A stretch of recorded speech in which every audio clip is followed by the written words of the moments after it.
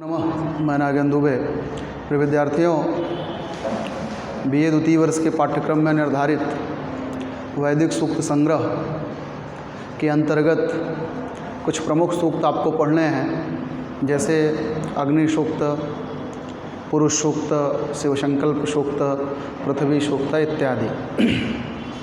तो हमने आपको अग्नि सूक्त पढ़ा दिया था और अग्नि सूक्त के 9 मंत्रों की व्याख्या कर दिया था। उसमें जो भी प्रश्न बनते हैं वह आपको मैंने बता दिया था। अब इसी क्रम में पुरुष सूक्त का वर्णन है जो आपके पाठ्यक्रम में निर्धारित है।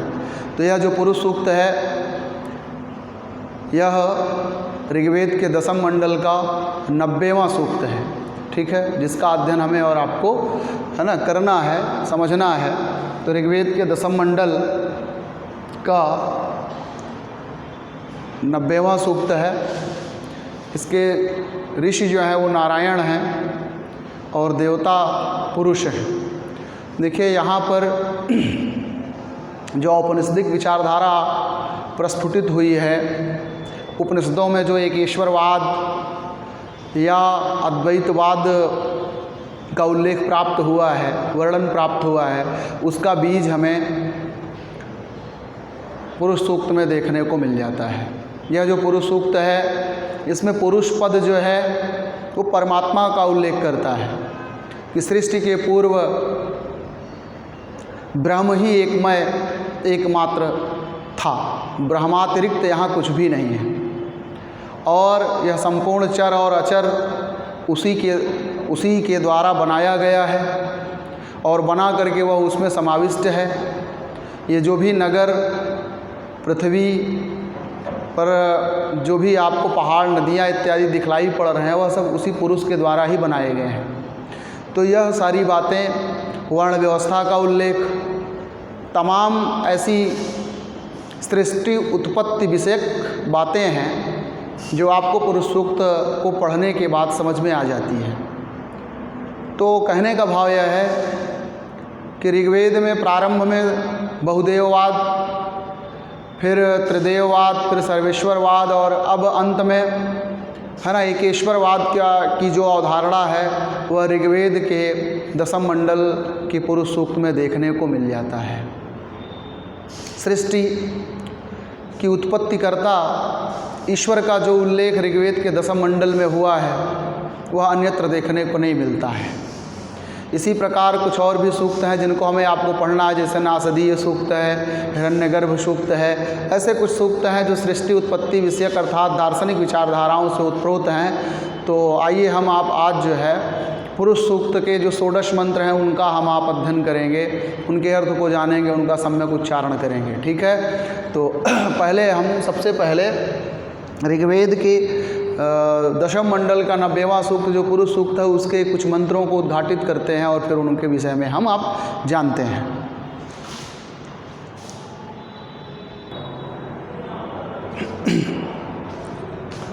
तो प्रिय विद्यार्थियों, 16 मंत्रों में से 3 मंत्र आपके मोबाइल स्क्रीन पर अंकित हैं। उनमें तीनों का भाव हम समझेंगे, फिर इसके बाद जो शेष 13 मंत्र हैं उनके विषय में भी मैं आपसे चर्चा करूंगा। तो सबसे पहले जो पुरुष सूक्त का प्रथम मंत्र है उसका हम है ना यह संहिता पाठ में ही लिखा गया है, इसको हम आप पदपाठ में कर लेंगे। हमने इसमें स्वरांकन नहीं किया है, ठीक है। तो स्वरांकन नहीं बल्कि सामान्य से इसका अर्थ हमें समझना है। तो सबसे पहले हमें इसका अर्थ जानना है। तो यह संहिता पाठ में है, इसको पदपाठ पहले बना लेते हैं।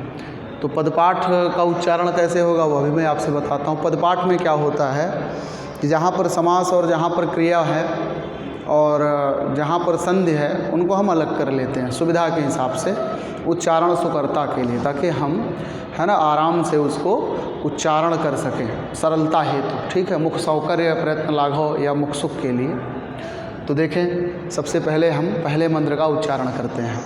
सहस्रशीर्षा पुरुषः सहस्राक्षः सहस्रपात् स भूमि विश्वतः वृत्त्वा तिष्ठत् दशाङ्गुलम् पुरुषम् एवेदं सर्वं यद्भूतं यच्च भव्यम् उतामृतत्वस्येशानो यदन्येनातिरोहति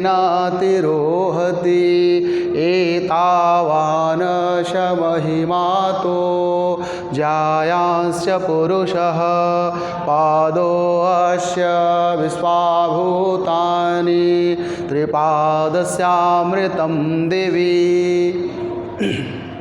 तोड़ के मैं समझाता हूँ आप सबको, इसका पद पाठ करेंगे तो क्या हो जाएगा।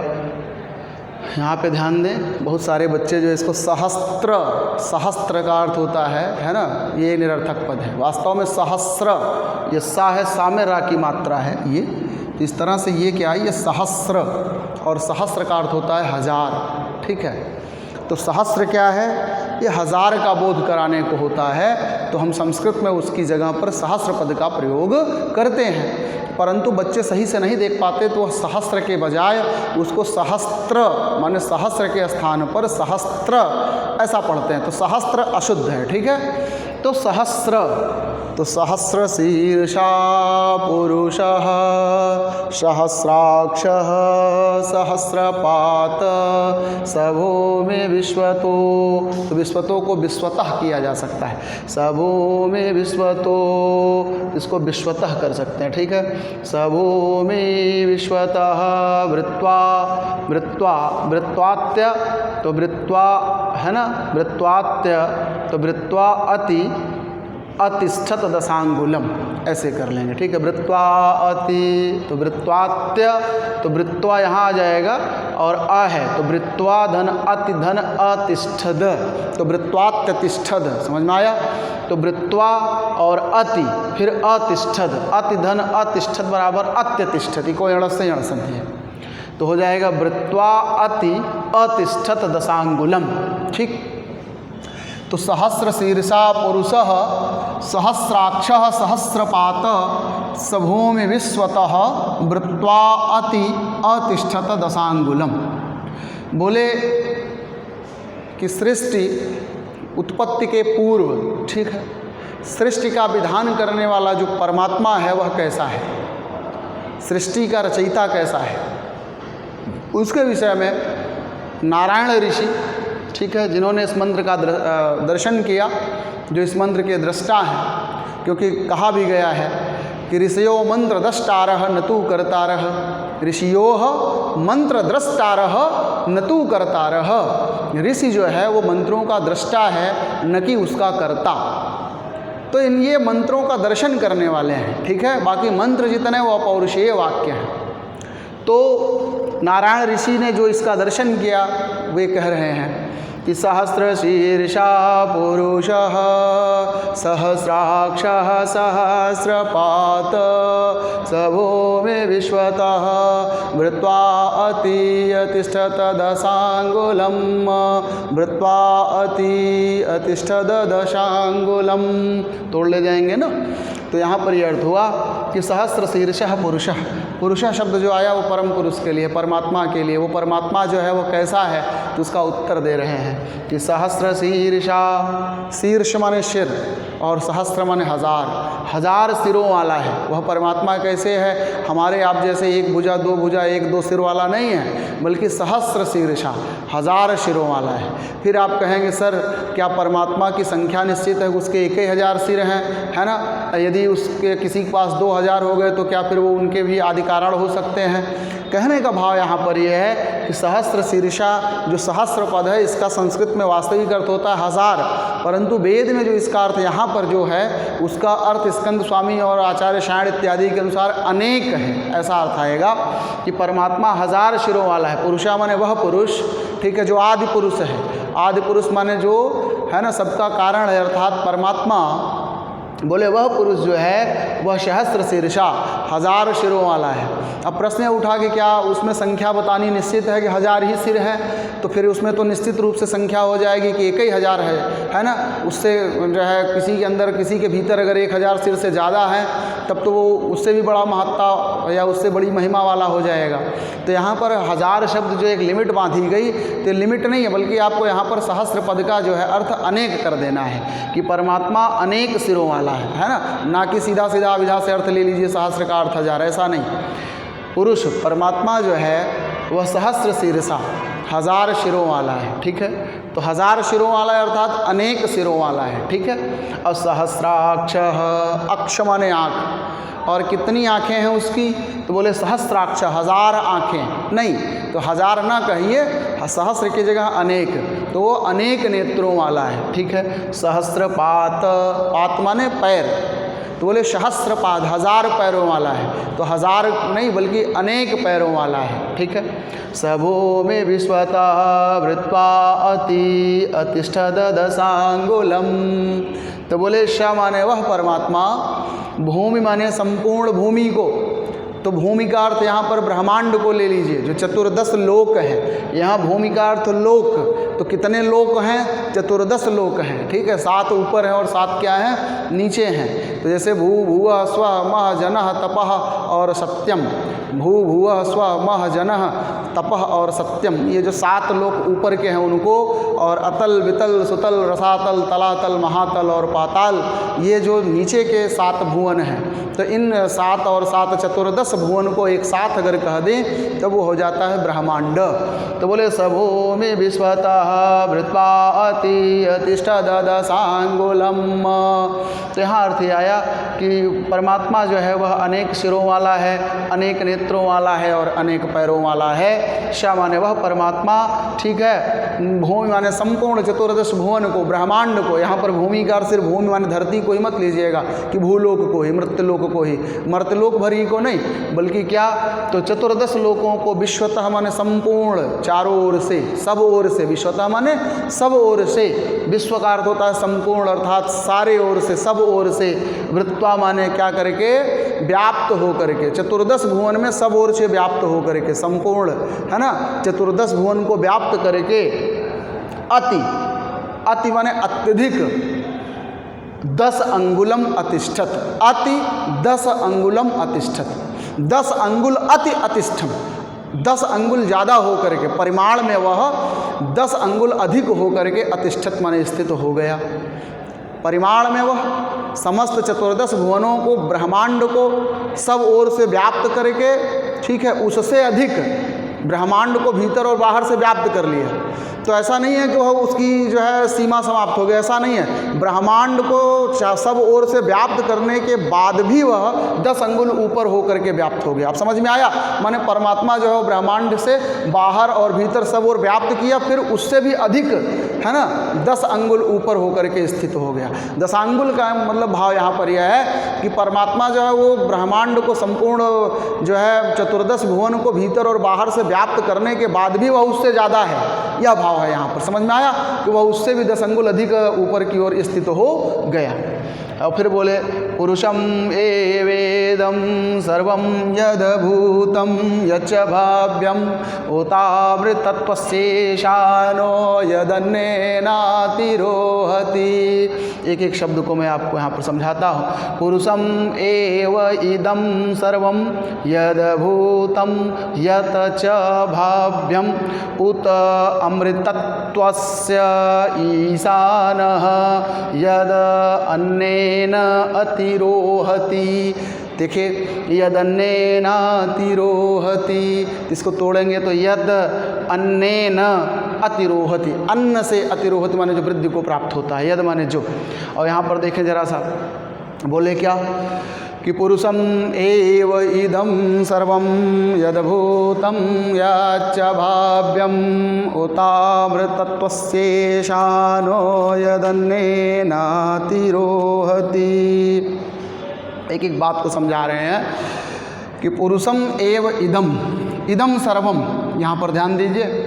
बोले इदम सर्वम है ना, यद, बोले इदम सर्वम पुरुषम एव, इदम सर्वम, इदम, इदम माने दृश्यमान, इदम यह जो, यह इदम पद जो है जगतवाच्यम, इदम पदम जगतवाच्यम, इदम पद जो है वह किसके लिए आया, तो जगत के लिए आया। इदम माने यह माने यह जो सब कुछ दिखाई दे रहा है, संपूर्ण चर और अचर सृष्टि, जो चराचर सृष्टि है उसको यहाँ पर इदम पद से कहा गया। समझ में आया कि इदम सर्वम माने यह सब का सब, पुरुषम एव, पुरुष ही है, यह सब कुछ, यह संपूर्ण चराचर जगत जो है वो परमात्मा ही है।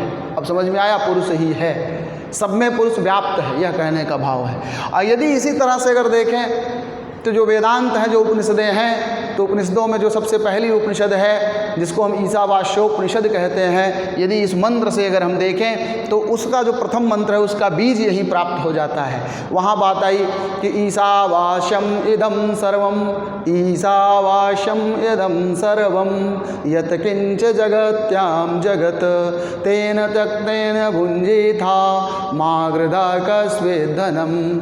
जो वहाँ पर पहले मंत्र में बात आई कि ईशावास्यम इदम सर्वम ईशावास्यम, यह सब कुछ ईश्वर से क्या है, व्याप्त है। तो यहाँ पर अगर हम देखें तो बात यह आती है कि पुरुषम एव इदम सर्वम, पुरुषम एव इदम सर्वम माने यह सबका सब पुरुष है। तो यही बात को सेम उठा करके वहाँ रखा गया, ईशावास्यम इदम सर्वम। अब समझ में आ गया।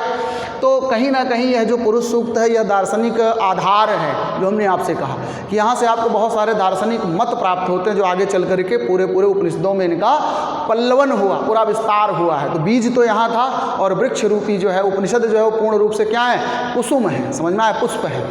तो पुरुषम एव इदम सर्वम यद्भूतं याच्च भाव्यम उतामृतत्वस्येषानः यदन्नेनातिरोहति।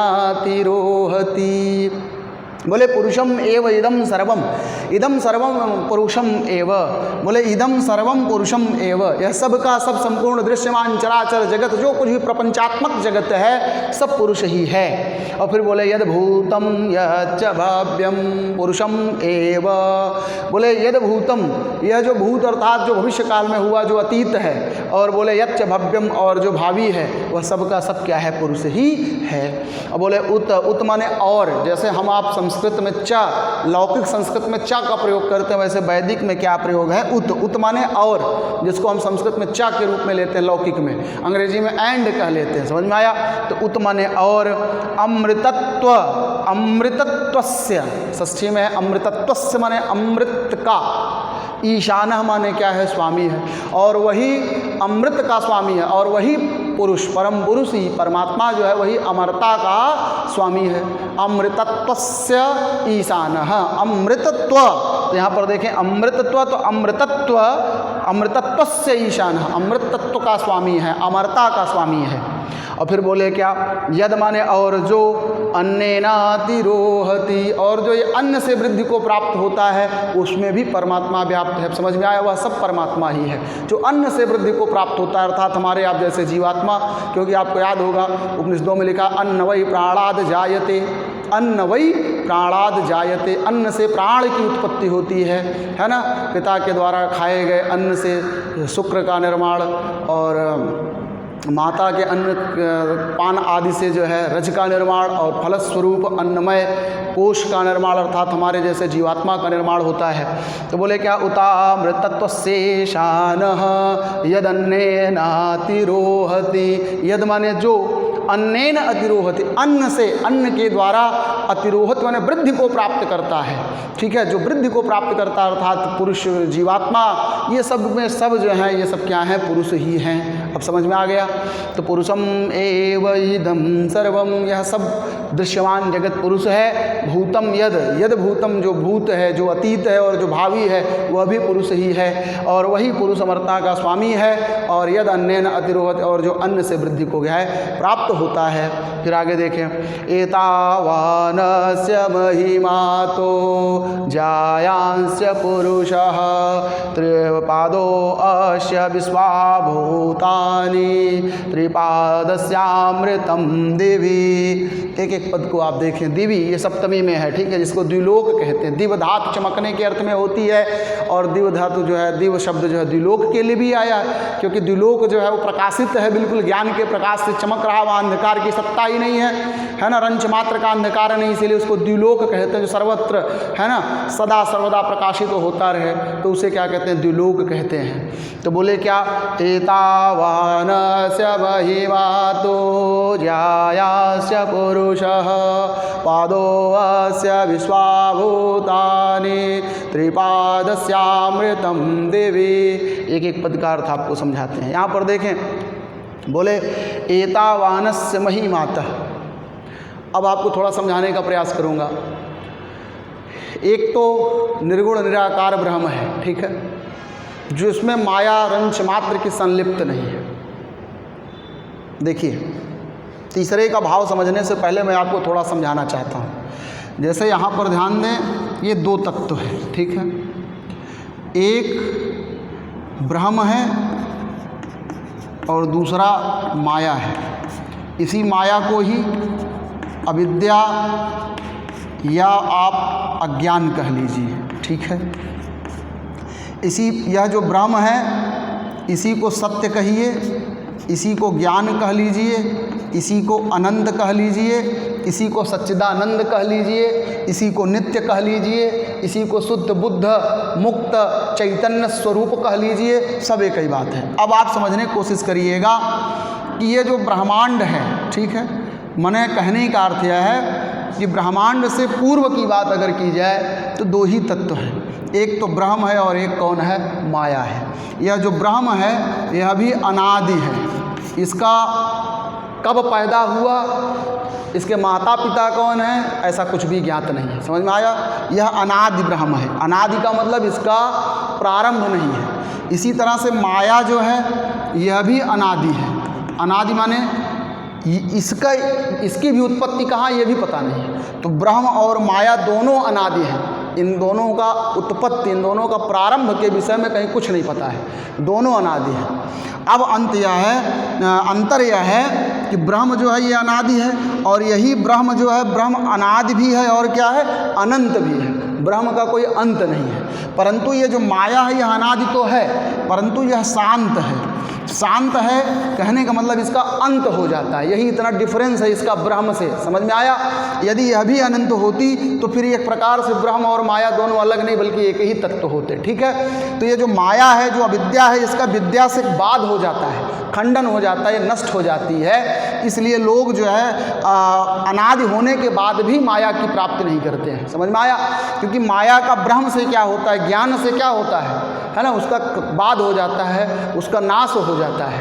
अब आप कहेंगे सर इसका उपयोगिता क्या है? इसकी उपयोगिता समझा रहा। देखिए, दार्शनिक सूक्त है, इसको थोड़ा सा आपको समझने के लिए दर्शन में जाना पड़ेगा, तब आप इसके भाव को समझ पाएंगे। जो हमारा तीसरा मंत्र और आगे के भी जो मंत्र हैं, तो यहाँ पर ध्यान दीजिए। तीसरे मंत्र की व्याख्या हेतु मैं थोड़ी सी पृष्ठभूमि आप तक पहुँचाने की कोशिश कर रहा हूँ कि ये दोनों तत्व हैं, एक ब्रह्म है और एक क्या है? माया। माया जो है वह भी अनादि है और ब्रह्म भी अनादि है। दोनों कब पैदा हुए? दोनों साथ साथ पैदा हुए। दोनों जब पैदा हुए अनादि है। इनका कोई भी है ना डेट नहीं पता है कि दोनों कब और किससे पैदा हुए। दोनों अनादि हैं। अंतर यह है कि ब्रह्म जो है वो अनंत है, उसकी कोई सीमा नहीं है, परंतु माया जो है वो शांत है, उसकी सीमा है। ज्ञान से उसका बाद हो जाता है, उसका नाश हो जाता है। अब आप ध्यान दीजिए कि यह जो वास्तविक ब्रह्म है ये उदासीन है, ठीक है। ये क्या है? ये उदासीन है, नहीं करता है, नहीं भोगता है, या किसी प्रकार का जो है इसमें किसी प्रकार का कोई भी विकार नहीं है, समस्त विकारों से परे है। बात समझ में आया? इसमें किसी प्रकार की कोई इच्छा नहीं है कि मैं जगत की सृष्टि करूं, क्योंकि मुंडकोपनिषद प्रश्न मुंड मांडुक्य, जब आप मुंडकोपनिषद पढ़ेंगे तो उसमें आएगा आप्त कामस्य का स्पृहा। आप्त काम की क्या इच्छा? ईश्वर जो है वो पूर्ण काम है, ठीक है। पूर्ण कामस्य ऐसा शब्द है, तो पूर्ण काम की कौन सी इच्छा होगी? ईश्वर जो है उसकी समस्त इच्छाएं पूरी हो चुकी हैं, उसमें कहीं कोई इच्छा नहीं है। फिर अब यहाँ प्रश्न उठता तो उसको संसार बनाने की इच्छा क्या शेष रह गई थी जो संसार बनाने के लिए प्रवृत्त हुआ, है ना? तो ऐसा भाव नहीं है। यहाँ समझने की बात यह है कि यह जो संसार ये व्यवहारिक दृष्टिकोण से है, पारमार्थिक दृष्टिकोण से अगर आप देखेंगे तो सब कुछ ईश्वरमय है, यहाँ संसार है ही नहीं है। यह आप जो उपनिषदों को पढ़ेंगे तब समझ में आएगा, क्योंकि सत्ता तीन है, प्रातिभाषिक सत्ता, पारमार्थिक सत्ता और व्यवहारिक सत्ता। तो ये जो व्यवहारिक रूप से हमको संसार दिख रहा है, इसके लिए हमको व्यवहारिक रूप से एक ईश्वर का भी निर्माण करना पड़ता है। अब वहाँ पर आपकी बात समझ में आ गई कि यहाँ देखिए कि यह जो वास्तविक एक ब्रह्म है उसका माया से कोई संबंध नहीं होता। बात समझ में आया? ये पारमार्थिक दृष्टिकोण में है, इसमें किसी प्रकार की कोई विकार नहीं है, ठीक है। ये नित्य है, ये षड्भाव विकार से बिल्कुल परे है। न जायते आस्ते विपरिणमते अपक्षीयते विनश्यते, और है ना, तो विपरिणमते और विनश्यते। तो इस प्रकार के जो षड्भाव विकार हैं, ये षड्भाव विकारों से बिल्कुल मुक्त है, ये निर्विकार है, ऐसा कह लीजिए। तो यहाँ पर यह बात आई कि देखिए अब संसार बनाने के लिए जो ब्रह्म है, इसी का एक रूप आप समझने की कोशिश करिएगा, सगुण ब्रह्म आ जाता है, ठीक है। तो ये संपूर्ण माया एक प्रकार की इसकी शक्ति है, इसी माया से जब युक्त हो जाता है तो यह सगुण जो ब्रह्म है, ऐसे कह लीजिए कि यह ब्रह्म जो है, यह जब माया से जुड़ जाता है व्यवहारिक रूप में, तो ये ईश्वर कहलाता है। ये क्या कहलाता है? ईश्वर कहलाता है। अब समझ में आ गया आपके? और यही जो है आपका संसार करता भोक्ता सबका जो है स्वामी है, इनको देखता है साक्षी बन करके। साक्षी चेतो केवलो निर्गुणाश्च, तमाम बातें श्वेताश्वरों उपनिषद में भी आई हैं। तो यहाँ पर यह जो ईश्वर है, ये आपके कर्मों फल का है ना दृष्टा के रूप में स्थापित हो जाता है। अब समझ में आया? तो यहाँ पर यह जो एक तो सगुण ब्रह्म हो गया और दूसरा क्या हो गया? निर्गुण हो गया। तो जो निर्गुण ब्रह्म है तो वो तो इन सब क्रियाकलाप से बिल्कुल परे है। अब यहाँ पर सगुण वाली बात इन्होंने कहा कि एतावानस्य महिमातः जायांस्य पुरुषः, समझने की बात है। एतावानस्य महिमातः, जो इतनी बात कही गई है तो सगुण ब्रह्म के विषय में कही गई। तो यह जो है एतावान माने इतनी ही, महिमातः माने महिमा वाला, एतावानस्य महिमातः माने इतनी ही महिमा वाला है। कौन? बोले ऊपर वाला जो पुरुष कहा गया वह, ठीक है। यहाँ दो प्रकार के पुरुष हो गए, एक थोड़ी सीमा महिमा वाला, एक उससे ही परे महिमा वाला। तो बोले एतावानस्य महिमातः जायांस्य पुरुषः। देखिए इतनी ही महिमा, यह तो इतनी ही महिमा वाला वह पुरुष था, ठीक है। और जायांश पुरुष है, परंतु जो परम पुरुष है वह जायांश, वह इससे भी ज़्यादा महिमा वाला है। अब समझ में आया? बोले एतावानस्य महिमातः, यह जो पुरुष की बात की गई आदि पुरुष की, तो बोले वह जो है इतनी ही महिमा वाला है, परंतु जो परम पुरुष है वो जायांश महिमातः, वह आदि पुरुष से भी कई अधिक महिमा वाला है, ठीक है। उसकी महिमा उससे कुछ ज़्यादा ही है। और फिर बोले पादः अस्य विश्वाभूतानि त्रिपादस्यामृतं देवी। समझाने के भाव से यहाँ पर ये बता रहे हैं आपको समझने के लिए कि जैसे मान लीजिए एक वस्तु हो, उसके चार भाग हों, ठीक है। तो प्रथम पाद, द्वितीय पाद, तृतीय पाद और चतुर्थ पाद। जैसे 25 25 25 और 25 है ना, जैसे 16 आना की बात हो तो 4 आना, 8 आना, 12 और 16 आना। तो उसी बात को इन्होंने कहा कि पादो अस्य विश्वाभूतानि त्रिपादस्यामृतम दिवि, कि पादः अस्य विश्वाभूतानि, इसका एक ही है ना, अस्य पादः माने इस जो निराकार ब्रह्म है उसको अगर आप समझें तो उसके एक ही चतुर्थांश के द्वारा विश्वाभूतानि, विश्वाभूतानि माने संपूर्ण विश्व व्याप्त हो गया। बात समझ में आया? यह जो जायांश पुरुष है, जो परम पुरुष की बात आई, उसके एक चतुर्थांश में ही विश्वाभूतानि संपूर्ण विश्व जो है वो व्याप्त हो गया। अब बाकी जो 75% का हिस्सा रहा, या इसको आप कह सकते हैं त्रिपाद जो था, एक पाद दो पाद त्रिपाद, यह जो त्रिपाद था बोले अमृतम दिवि, ठीक है। वो दिवि माने द्विलोक में, सप्तमी में है, द्विलोक में अमृतम माने अमृत को प्राप्त हो गया। अब समझ में आ गया कि एतावानस्य महिमातः जायांस्य पुरुषः पादोऽस्य विश्वाभूतानि त्रिपादस्यामृतं देवी, कि इतनी ही महिमा वाला आदि पुरुष था, जायांश पुरुष, परंतु परम पुरुष जो है वह उससे भी ज़्यादा है।